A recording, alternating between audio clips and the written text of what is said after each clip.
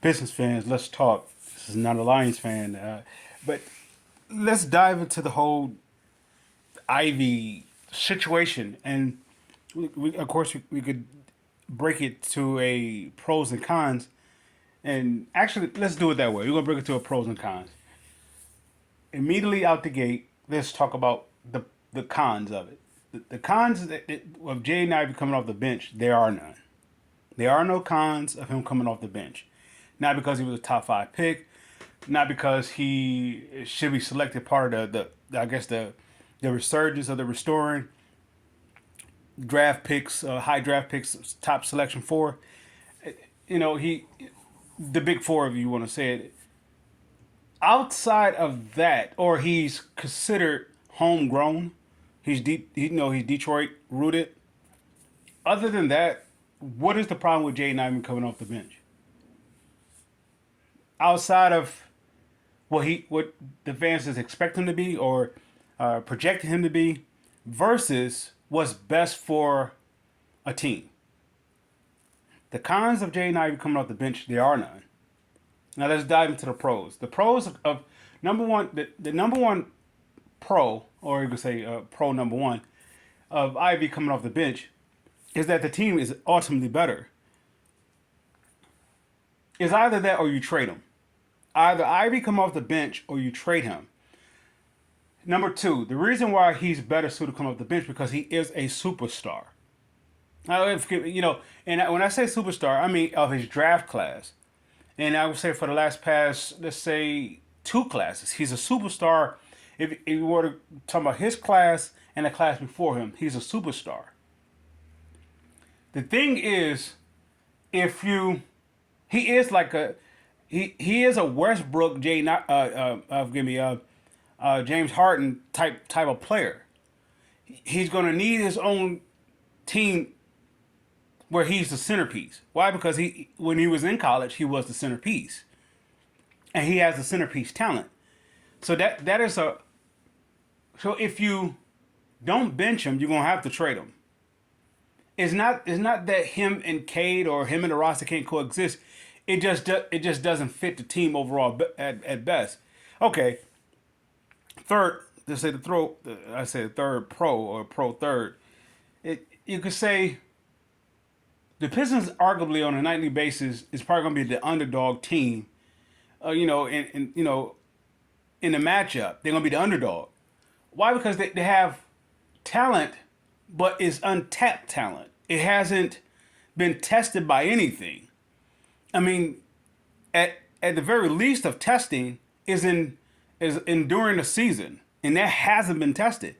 I mean, what I mean by that is you can't name me 5 players on his current roster that played 82 games or even close to 82 games last year. 5 players that played 82 or close to 82 games last year. So this team is at the bottom of the bottom. So bringing Ivy off the bench is a pro because you have nothing to go on. It doesn't matter if you start him or you bench him. You still have to go up against on most nights, you're going to go up against a roster that has been together, that have endured injuries, that have endured, bringing in new talent or bringing in a young talent or finding out if this jailed, if they are in a position to make trades, if they're in a position to bring in a star or can get a star. They're going to go against teams like that. And there's a lot of, let's say, those top 5 lottery teams that the Pistons is in is grouped together with, the Orlando's, the Indianas, Houston's, and all those sorts of teams. When it comes to that, the Pistons is at the bottom of those 5, not talent-wise, proven talent-wise. Those other teams' players that they have selected through the draft or through the lottery, they have actually been tested through an endurance stage of their career. I mean, forgive me, not the career of a season, of an 82 season. And so even the likes of Sacramento, the whole debate of should the Pistons get Ivy, should they get Keegan Murray, or should they go after Mathurin? All those teams actually have general managers, head coaches, etc., that have a group of they have a, let's say, and they have a plan, or they are involved. They are maybe step two of their plan. You know, first you get the talent, then you go ahead and see how the talent is evolving. Detroit's at the very bottom of this. They are at the very bottom of actually in the progression, but at the same time, I did a video prior, a little while back, how the turnaround season is turned around. It actually is. So Ivey coming off the bench, let's say for the course of the season, either that or you're going to trade him. It's one of the two is going to happen. Here's your third. Well, if that wasn't the third, here's your third one. Third pro. No, it's going to be the fourth pro. The fourth pro of Ivey coming off the bench.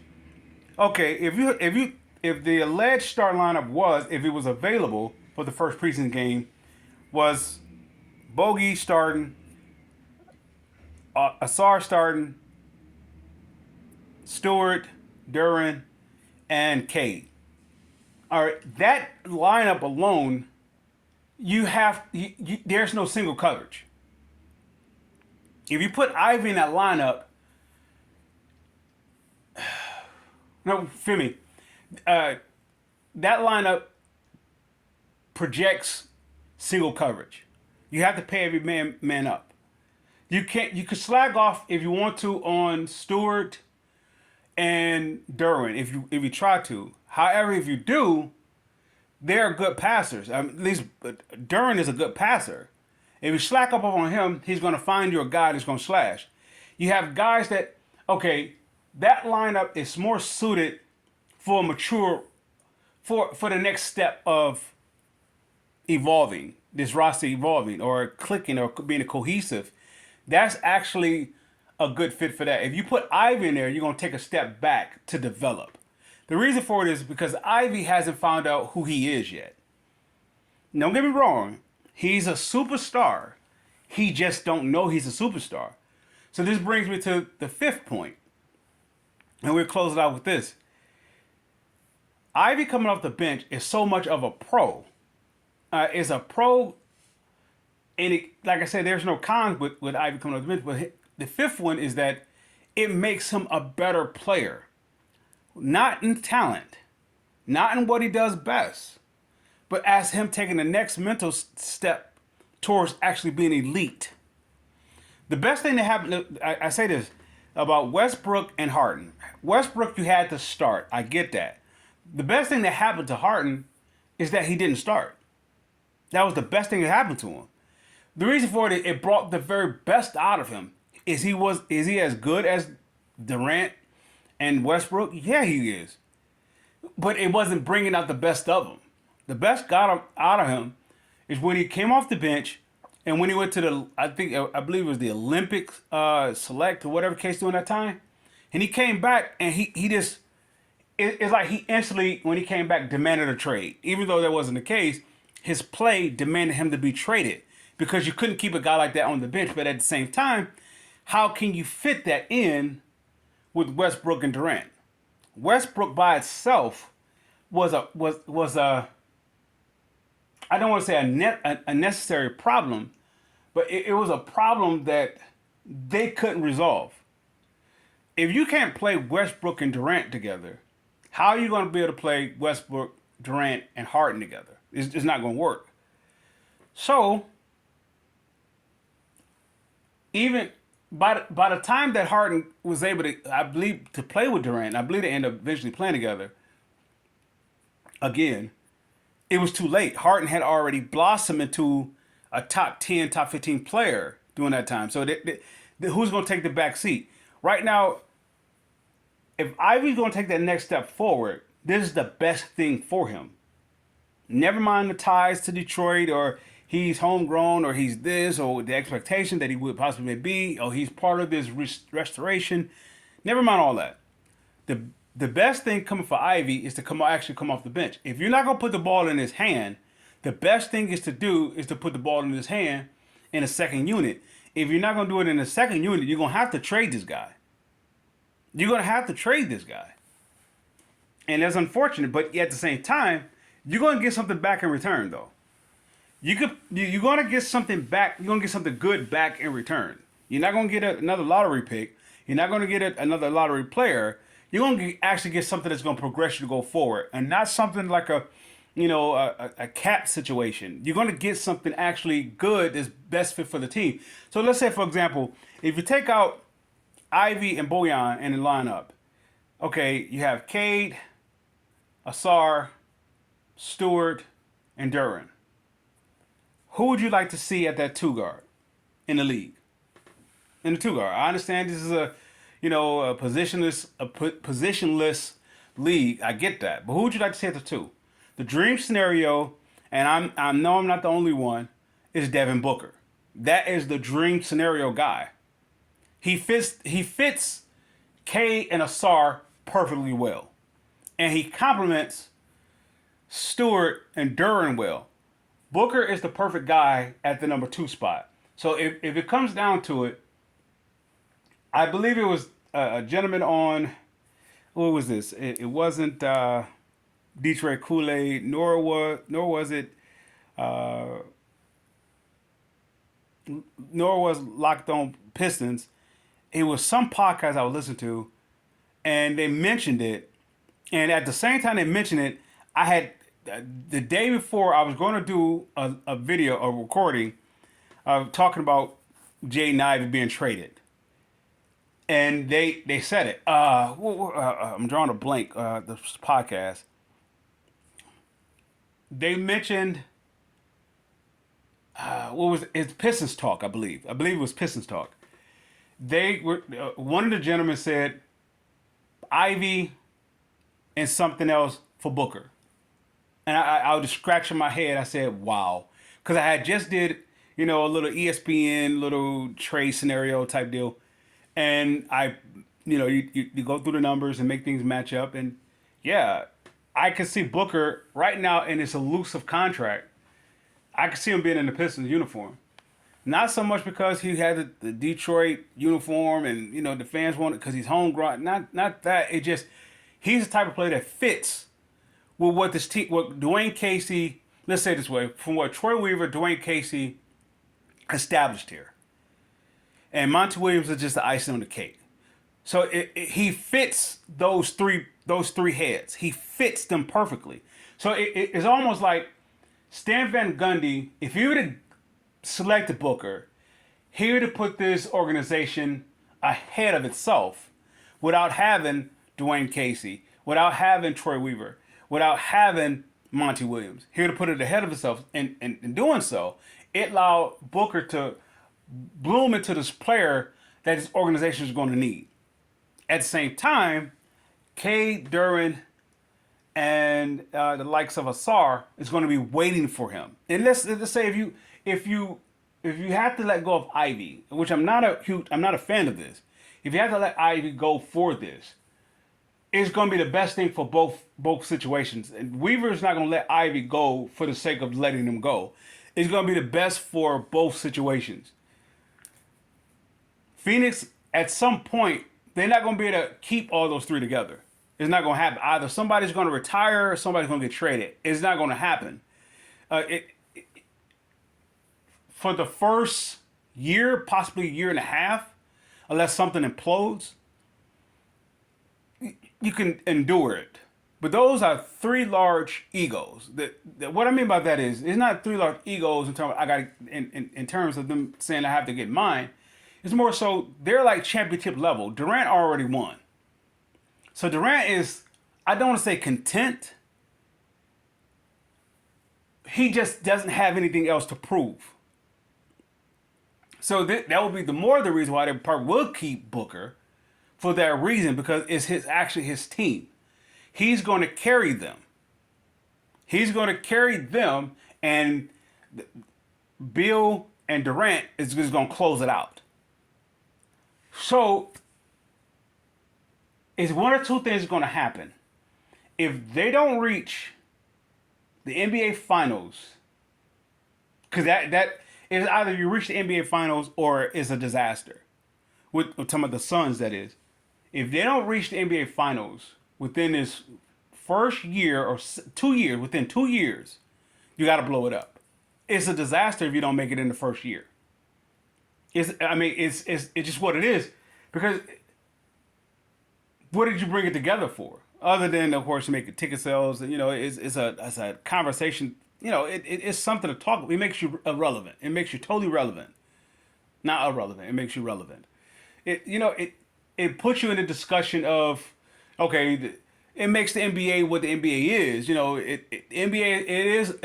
The reason why, okay, if I were to jump off that for a second and to jump back on it, and then eventually close out with the Pistons, the league had to go with this. When LeBron James did what he did in Miami, the league had to do that. And much as the fans or anybody may say that's a disaster, having all these super teams, you have to do it because the talent that's coming out of college is so undeveloped. It's so unwatchable. The talent that's coming out of college. Okay, all right. There's no competition in college anymore because everybody's coming out early because the competition was actually inside the collegiate ranks. Because you had to go through the preparatory of getting to the college stage. And by the time you got to the college stage, you're talking about the very best of the best of the best of the world going up against each other, or they say in the States, going up against each other. Now that's not even a thought. Now, so there is no grooming for a player to be for 3 to 4 years in college. By them coming out early, say a 1 year and done, by them coming out, that creates the super team. Or better yet, the super team actually covers that up. It covers up the whole mistake of players being to come out early. But at the same time, I get why the league did it because you restricted somebody. I don't know if there could be a potential lawsuit or whatever. I don't know about all that. At the same, it makes sense for the league to let the players come in early. But at the same, it doesn't look good for the NBA. Nor do it for college. It doesn't do it anymore. They're basically pretty much saying that avenue of development or the avenue, I don't want to say, wow, the training of entertainment doesn't work anymore. So the super team is the very best way to do it, to cover up the whole deficiency of the vacancy of the collegiate thing, the whole collegiate career, it picks it up and it covers it up at the same time. So with all that said, Booker, either they get to the finals this year or I want to say you're going to have to blow it up. Now, Bill is probably the likely guy of the three that is probably most easy to move. Durant is at a very disgruntled point in his career. I'm not saying he's a disgruntled player. He's at a disgruntled... He won already. He's been to the Olympics. He's a Hall of Famer. He has as much... I mean, there's not much more for him to do other than to spoof up his legacy. Other than him to, to increase his jeopardy of his legacy is. He's not going up against the legacy of LeBron. Scratch that. That's not going to happen. LeBron been in the league since he was 18, and he been it since he was 18. So that's not going to happen. So Durant is probably the most likely individual who is not so likely, but most unlikely of the three that could be moved. What team wants him? No, I'm not talking about his talent, but based upon him, if you're not Philadelphia, if you're not one of those teams that haven't been to the mountaintop, and you're right there, if you're not that, and how would you get Durant? What pieces would Phoenix want for Durant from Philadelphia? You're not talking about Joel Embiid, so, but that would be the only reason why you would get Durant over there is because of Joel Embiid. So it's one of those things that it's a tough. So Bill becomes the guy most likely willing to be dealt or easily to be dealt. Booker, he's the youngest of the three. And I can understand why Phoenix would keep it, but at the same time, I could also understand why Booker would actually want out. And if you want out, the number one team, I'm going to say is Detroit, is the favorites to get him. So that's why when I definitely would close out with this. If you let go Ivey and Bogdanovich, If you let go of them both in a package deal with future assets and all that other stuff, maybe possibly add a third or fourth team involved. I don't know. Your guy that you wanted to let Ivey go for, or Ivey and Bogdanovich, because Bogdanovich, he's a guy that you don't just let go. He is worth 2 first-round picks because of his instant play and his contract situation. He's a guy that every super team needs, right? He is just almost as valuable as a superstar. The reason why I say that it is because if you have the superstar on a team, it's more likely you're going to have another superstar with that player. This guy takes the load off of both of them because you got to focus on both superstars. And if you take out Bogdanovich, as say like if he's your third option or even fourth option, and let's say the worst case scenario, he's your fifth option. Look at that as a fifth option, Bogdanovich. So he's, to me, on a super team, he's worth 2 first-round picks. If I'm Troy, I'm not moving unless I get 2. I'm not moving. Unless, of course, I could get Booker. With that said, Pistons fans, I salute.